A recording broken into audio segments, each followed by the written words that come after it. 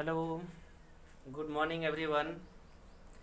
जैसा कि पिछले क्लास में हम एक्सरसाइज 3.1 का क्वेश्चन नंबर 1 आपको बता चुके हैं, तो आज इसका क्वेश्चन नंबर 2 और 3 बताएंगे।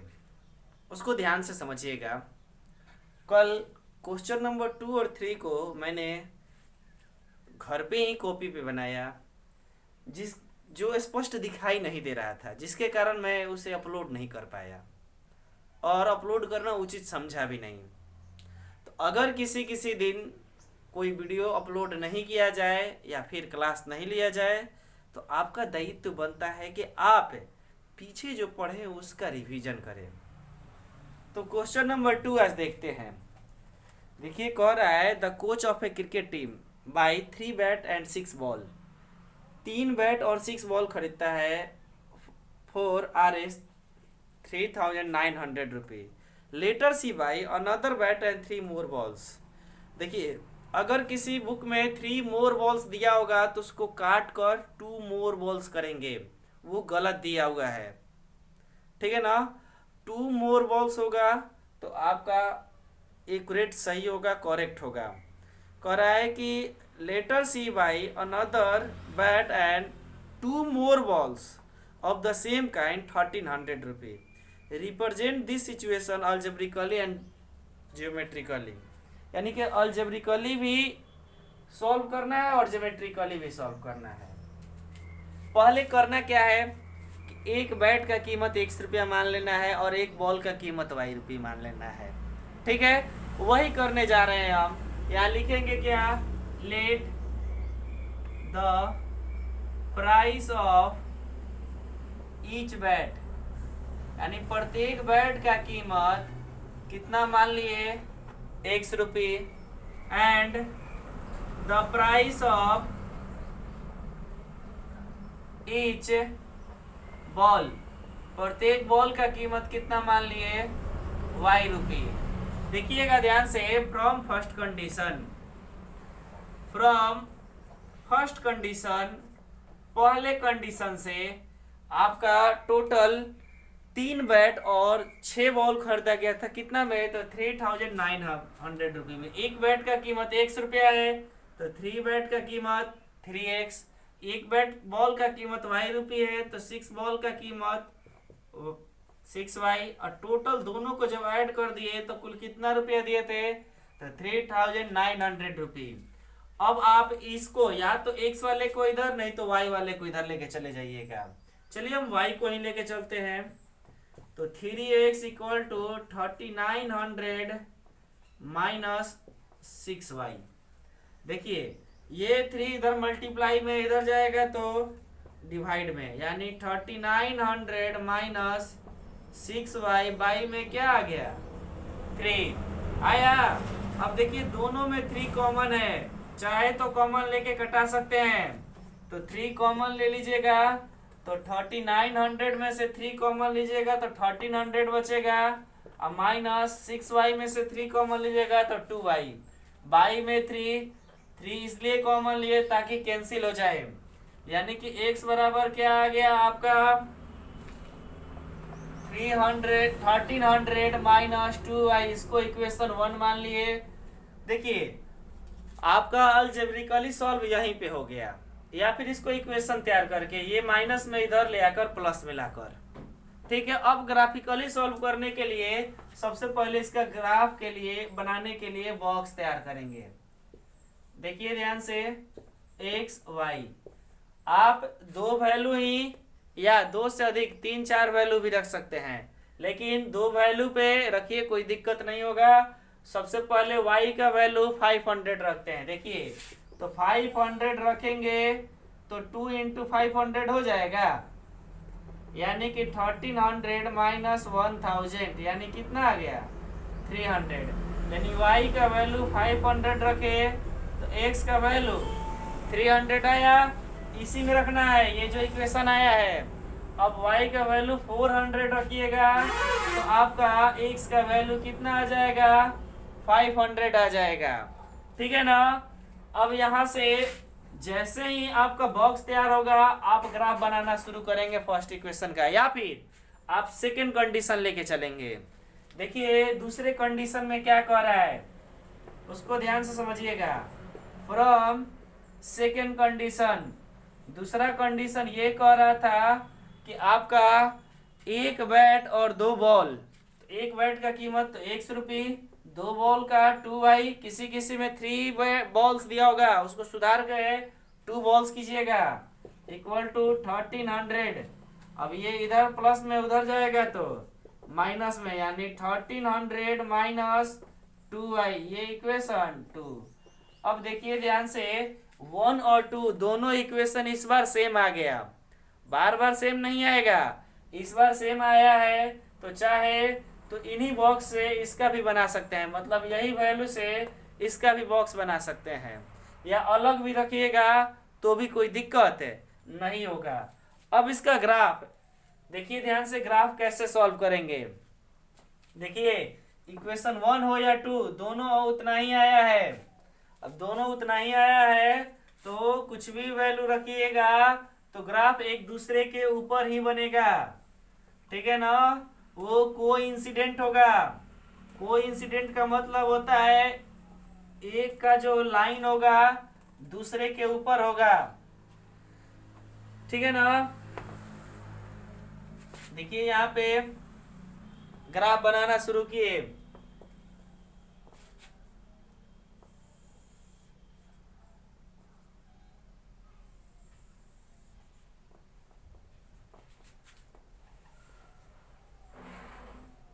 हंड्रेड, 200, 300, 400, 500, ठीक है ना। इधर आएंगे, ये एक्स एक्सिस है, ये वाई एक्सिस है, ये इधर -100, -200, -300, -400, इधर आ गया 100, 200, 300, 400, 500, इधर -100, -200, -300। अब देखिए पहला आपका क्या था, 300 और 500। देखिए एक्स में 300, वाई में 500, ऐसे थोड़ा ध्यान दीजिएगा। आपको ये लाइन दर्शाना नहीं, ऐसे डॉट डॉट बस यहाँ जहाँ होगा वहाँ दे दीजिएगा।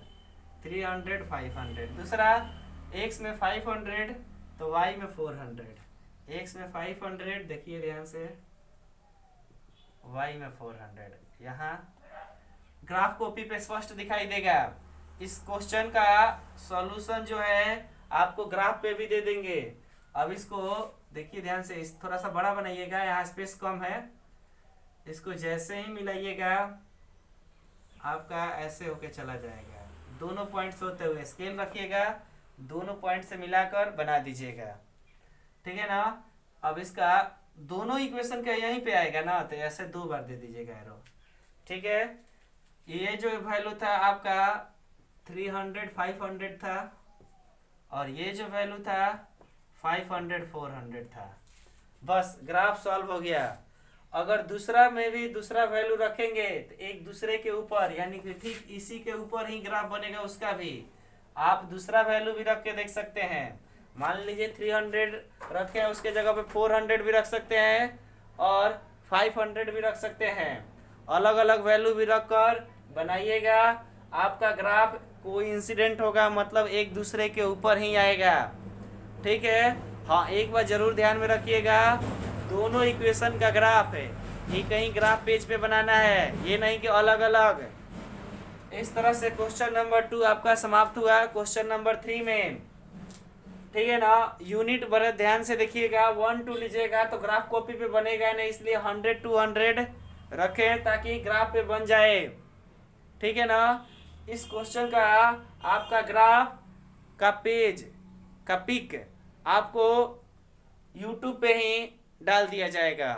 अगर मान लीजिए यहाँ से थोड़ा कम समझ में आए तो वहीं पे देख लीजिएगा, लेकिन ये जो सॉल्यूशन है 2 बॉक्स तैयार किया जाता है, वो यहीं से अपना नोट कर लीजिएगा, केवल ग्राफ का पिक भेजेंगे। अब आते हैं क्वेश्चन नंबर 3 में। क्वेश्चन नंबर 3 क्या कर रहा है, उसको एक बार खुद से पढ़िए।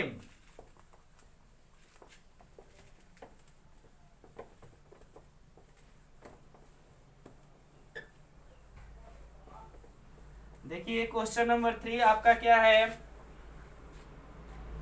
कह रहा है the cost of 2 kg apples and 1 kg grapes.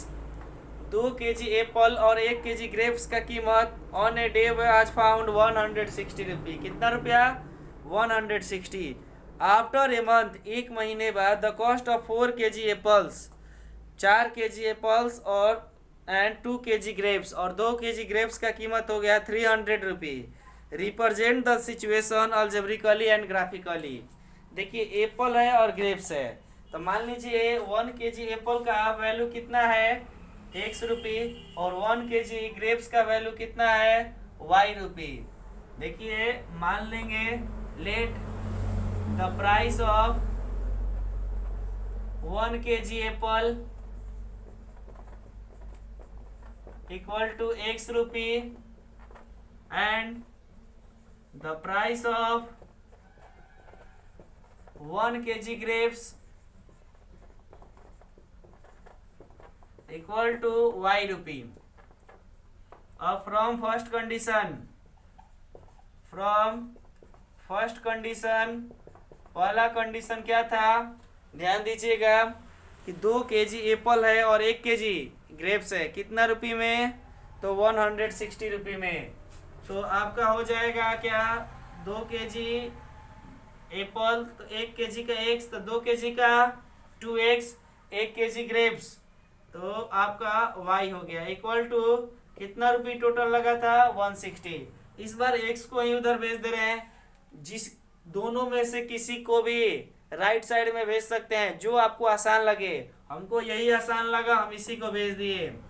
और y बराबर, ये इधर प्लस में था उधर आया तो माइनस में, इक्वेशन 1। अब आपका यहाँ पे बॉक्स रेडी होगा, देखिए ध्यान से, बॉक्स आपका x y यहाँ दिया हुआ है। सबसे पहले x का वैल्यू रखते हैं, x का वैल्यू यहाँ 50 रखेंगे, तो देखिए 50 टू जा 100, 160 में से 100 जाएगा तो 60 बचेगा, ठीक है ना। अगर 60 रखते हैं x के जगह पे, बारी बारी से यहाँ पुट कीजिएगा, तो 120, 160 में से 120 जाएगा। देख लीजिए कैसे, 160 माइनस 2 इंटू 60 रख रहे हैं, तो 160 में से 120 माइनस, यानी क्या आ गया, 40। इक्वेशन 1 का आपका इक्वेशन भी आ गया और उसका बॉक्स भी रेडी हो गया। ये जो इक्वेशन आता है वही अलजेब्रिकली होता है, और जो ग्राफ बनाते हैं वो आपका ग्राफिकली सॉल्यूशन होता है। अब देखिए ध्यान से फ्रॉम सेकेंड कंडीशन, दूसरा कंडीशन क्या है उसको ध्यान दीजिएगा। फ्रॉम सेकेंड कंडीशन, दूसरा कंडीशन ये कह रहा है कि 4 kg एप्पल्स और 2 kg ग्रेप्स आपका 300 रुपी में है।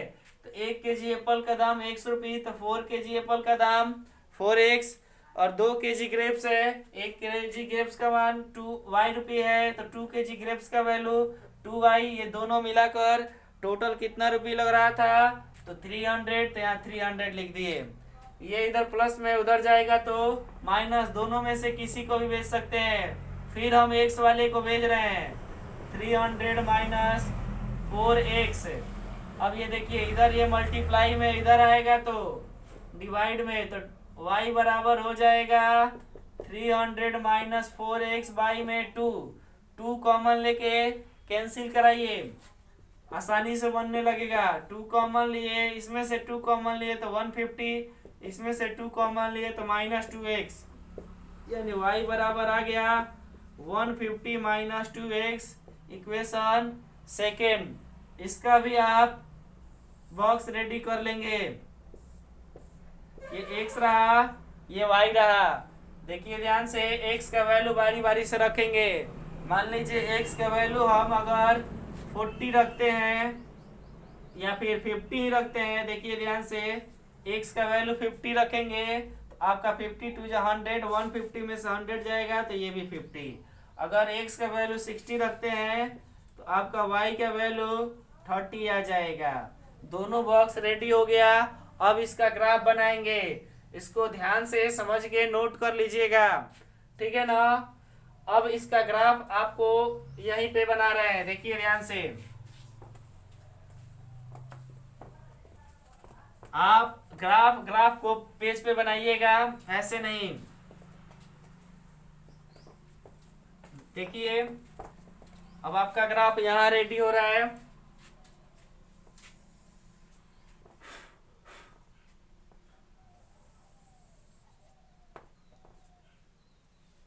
ये x डैश, यहाँ ओरिजिन 0 होता है, ये y डैश, ठीक है ना। सबसे पहले तो देखिए 10 यूनिट लेके चलना है, ये आपको खुद से डिसाइड करना होगा क्वेश्चन के अनुसार।